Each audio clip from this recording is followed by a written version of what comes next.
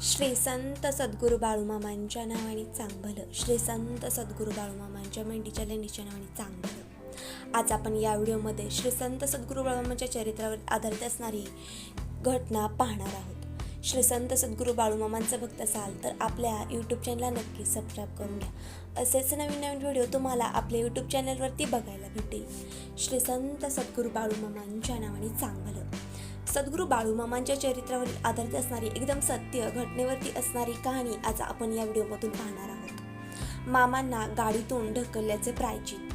बघूयात या कहाणीमध्ये काय घडलं असेल, ही कथा काय असेल, मी तुम्हाला नक्कीच सविस्तरपणे सांगण्याचा प्रयत्न करेन. श्री संत सद्गुरू बाळूमामांच्या मेंढीच्या लेंडीच्या नावाने चांगलं. जय बाळूमामा. श्री संत सद्गुरू बाळूमामा तुम्हाला कायम आशीर्वाद देणार आहेत, त्यामुळे तुम्ही सद्गुरू बाळूमामांच्या मेंढींची मात्र नक्कीच सेवा करत चला. ही कथा हमीदवाड्यात विरूपाक्ष जंगम हा गृहस्थ राहत होता. त्याच्या बहिणीचे भूत मामांनी काढल्यापासून तो त्यांचा एकनिष्ठ भक्त झाला होता. तो सतत मामांच्या सहवासात राही. एकदा बाळूमामा, विरूपाक्ष आणि मेतक्यांचे गंगाराम पाटील हे तिघेजण निपाणीहून आप्पाच्या वाडीला चाललेले होते.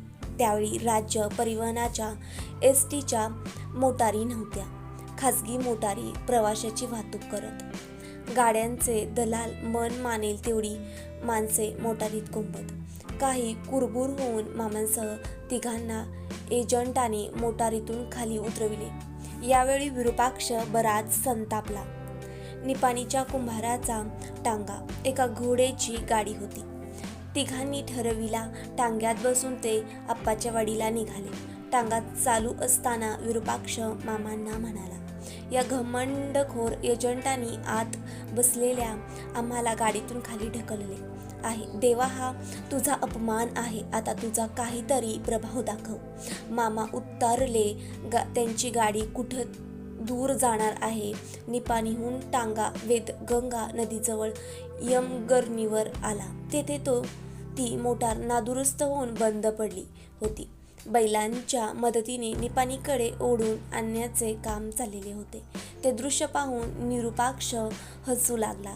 उत्स्फूर्तपणे त्याच्या तोंडून शब्द आले, तुम्ही आमच्या देवासकट मोटारीतून आम्हाला खाली ढकललं होतं नव, त्याचं हेच प्रायचित आहे. हे शब्द ऐकून ड्रायव्हरच्या डोक्यात प्रकाश पडला.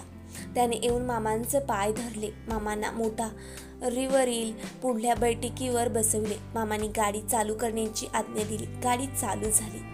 त्यावेळेपासून त्या भागात रस्त्यावर मामा दिसताच प्रत्येक ड्रायव्हर, मामा तुम्ही गाडीतून येणार काय असे विचारून नंतर पुढे जात असे. एवढा मामांचा त्या ठिकाणी दरार होता. श्री संत सद्गुरू बाळूमामांच्या नावाने चांगलं. श्री संत सद्गुरू बाळूमामांची त्यांच्या प्रत्येक भक्तावरती आशीर्वाद देण्यासाठी ते कायम उभे राहिलेले असतात. श्री सद्गुरू बाळूमामांच्या मेंढींची तुम्ही मात्र सेवा मात्र नक्कीच करत चला.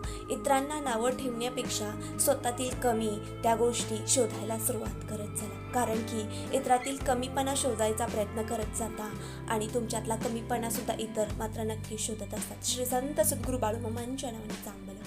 श्री संत सद्गुरू बाळूमामांच्या मेंढीच्या लेंडीच्या नावाने चांगलं. जय बाळूमामा. श्री संत सद्गुरू बाळूमामा प्रसन्न.